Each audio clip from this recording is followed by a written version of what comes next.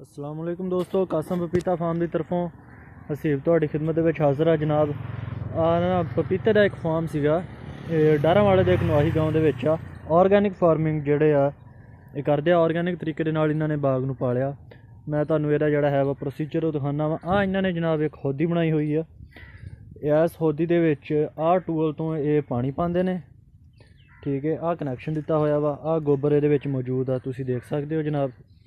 ਅੱਛਾ, ਤੇ ਇਹਦੇ ਵਿੱਚ ਇਹ ਗੋਬਰ ਪਾਉਂਦੇ ਆ ਹਫਤੇ ਦੇ ਹਫਤੇ, ਮਤਲਬ ਕਿ ਜਿਹੜਾ ਵੀ ਗੋਬਰ ਆਉਂਦਾ ਵਾ ਘਰੋਂ ਲਿਆਉਂਦੇ ਆ।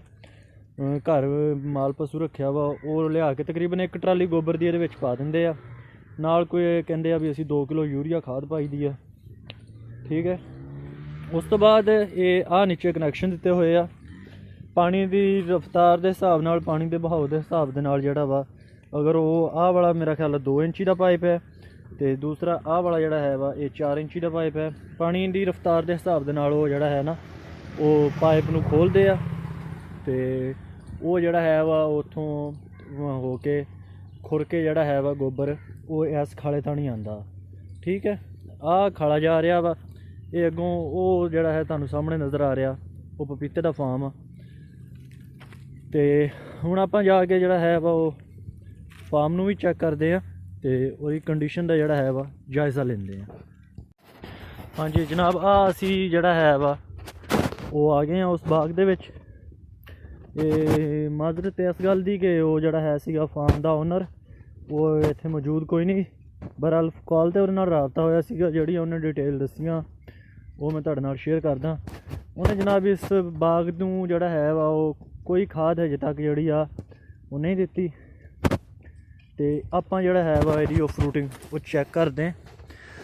ਆਹ ਚੈੱਕ ਕਰੋ ਜੀ, ਮਾਸ਼ਾਅੱਲਾ। ਆਹ ਨੀਚੇ ਵਾਲੇ ਦਾਣੇ ਜਿਹੜੇ ਆ ਉਹ ਦੇਖੋ ਬਣੇ ਹੋਏ ਆ ਮਾਸ਼ਾਅੱਲਾ।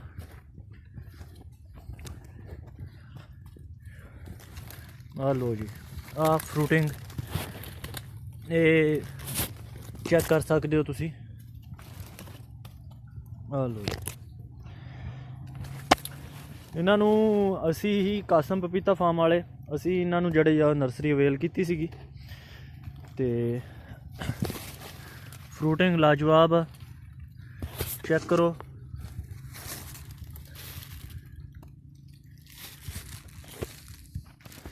ਠੀਕ, ਇਹ ਟੋਟਲ ਆਰਗੈਨਿਕ ਤਰੀਕੇ ਦੇ ਨਾਲ ਜਿਹੜਾ ਹੈ ਵਾ ਉਹ ਤਿਆਰ ਹੋ ਰਿਹਾ ਵਾ ਇਹ ਫਾਰਮ। ਬਹੁਤ ਹੀ ਕਮ ਖਾਦ ਜਿਹੜੀ ਹੈ ਵਾ ਕੈਮੀਕਲ ਖਾਦ ਇਸਤੇਮਾਲ ਕੀਤੀ ਗਈ ਹੈ। ਮੇਰਾ ਖਿਆਲ ਹੈ ਕਿ ਪੂਰੇ ਸਾਲ ਦੇ ਵਿੱਚ ਇਹਨੂੰ 2 ਬੋਰੀਆਂ ਸ਼ਾਇਦ DAP ਦੀਆਂ ਦਿੱਤੀਆਂ ਗਈਆਂ ਹਜੇ ਤੱਕ, ਠੀਕ ਹੈ। ਉੱਪਰੋਂ ਤੁਸੀਂ ਕਲੀ ਚੈੱਕ ਕਰ ਸਕਦੇ ਹੋ, ਫਰੂਟ ਦੇਖ ਸਕਦੇ ਹੋ।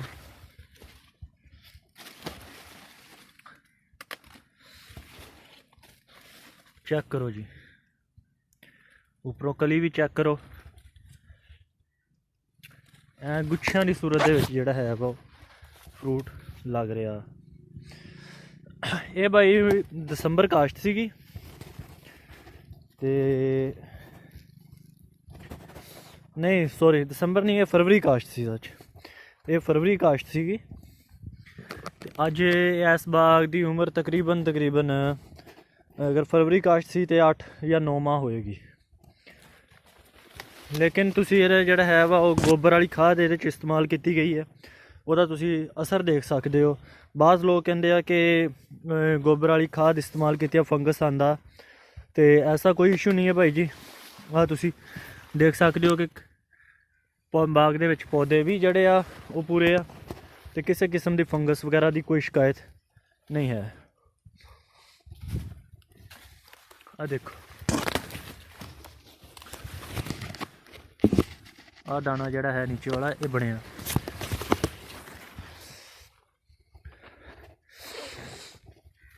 ਇਹ ਬਾਈ ਉਹਨਾਂ ਨੇ ਸਾਡੇ ਕੋਲੋਂ ਨਰਸਰੀ ਇਹਦੀ ਲਈ ਸੀਗੀ ਫਰਵਰੀ ਦੇ ਵਿੱਚ। ਇਹ ਇਸ ਸਾਈਡ 'ਤੇ ਜ਼ਰਾ ਆਪਾਂ ਆਈਏ ਤਾਂ ਇਸ ਸਾਈਡ 'ਤੇ ਇਹਨਾਂ ਨੇ ਜਿਹੜਾ ਹੈ ਵਾ ਉਹ ਖਾਦ ਜਿਹੜੀ ਆ ਉਹ ਕਮ ਇਸਤੇਮਾਲ ਕੀਤੀ ਸੀਗੀ ਬਕੌਲ ਇਹਨਾਂ ਦੇ, ਕਿਉਂਕਿ ਉਹ ਬਹਾਓ ਪਾਣੀ ਦਾ ਦੂਸਰੀ ਤਰਫ ਤੋਂ ਆਉਂਦਾ ਸੀਗਾ, ਅਤੇ ਉਹ ਪਹਿਲੇ ਵਾਲਾ ਜਿਹੜਾ ਹੈ ਸੀਗਾ ਵੀਗਾ 4 ਕਨਾਲ ਜ਼ਿਆਦਾ ਜ਼ੋਰ ਉਹਦੇ 'ਤੇ ਹੀ ਸੀਗਾ, ਅਤੇ ਜ਼ਿਆਦਾ ਖੁਰਾਕ ਉੱਥੇ ਦਿੱਤੀ ਵੀ। ਲੇਕਿਨ ਇਹ ਵੀ ਪੌਦੇ ਮਾਸ਼ਾਅੱਲਾ ਬੜੀ ਜ਼ਬਰਦਸਤ ਫਰੂਟਿੰਗ 'ਤੇ ਨੇ।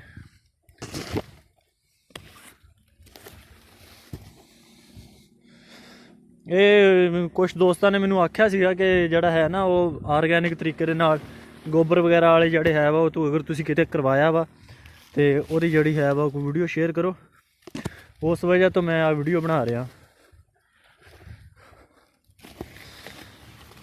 ਆ ਲਓ ਜੀ, ਚੈੱਕ ਕਰੋ ਜੀ, ਇਹ ਸਾਰਾ ਟੋਟਲ ਆਰਗੈਨਿਕ ਹੈ ਜੀ।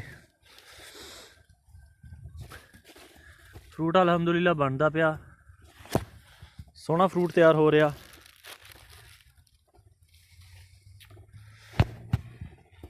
ਤਕਰੀਬਨ ਇਹ 700 ਪੌਦਾ ਤਿਆਰ ਖੜਾ ਹੈ ਇਸ ਟਾਈਮ ਇਸ ਖੇਤ ਦੇ ਵਿੱਚ, ਇੱਕ ਖੇਤ ਦੇ ਵਿੱਚ।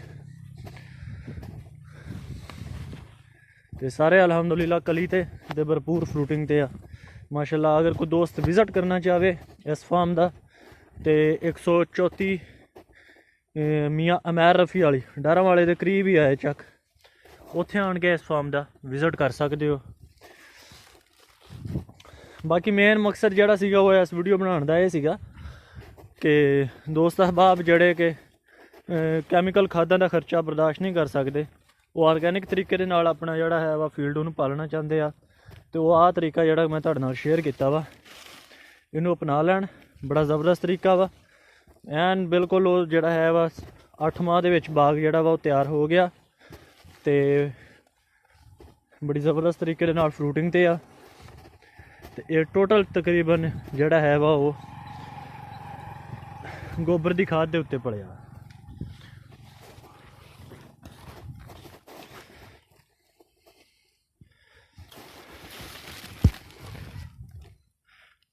ਠੀਕ ਹੈ ਜਨਾਬ, ਉਮੀਦ ਹੈ ਮੈਨੂੰ ਤੁਹਾਨੂੰ ਇਹ ਮੇਰੀ ਛੋਟੀ ਜਿਹੀ ਕਾਵਿਸ਼ ਜਿਹੜੀ ਆ ਉਹ ਪਸੰਦ ਆਈ ਹੋਵੇਗੀ ਤੇ ਤੁਸੀਂ ਇਹ ਤੋਂ ਜ਼ਰੂਰ ਜਿਹੜਾ ਹੈ ਵਾ ਉਹ फ़ायदा ਵੀ ਉਠਾਓਗੇ। ਐਂਡ ਤੇ ਫਿਰ ਉਹ ਹੋਦੀ ਮੈਂ ਤੁਹਾਨੂੰ ਦਿਖਾ ਰਿਹਾ ਜ਼ੂਮ ਕਰਕੇ, ਜਿਹਦੇ ਵਿੱਚ ਗੋਬਰ ਮਿਕਸ ਹੁੰਦਾ ਤੇ ਇਸ ਖਾਲੇ ਥਾਣੀ ਜਿਹੜਾ ਹੈ ਵਾ ਉਹ ਪਾਣੀ ਆਣ ਕੇ ਫਿਰ ਇਸ ਖੇਤ ਨੂੰ ਪੈਣਾ ਸ਼ੁਰੂ ਹੋ ਜਾਂਦਾ। ਸ਼ੁਕਰੀਆ ਜਨਾਬ, ਅੱਲਾ ਹਾਫਿਜ਼।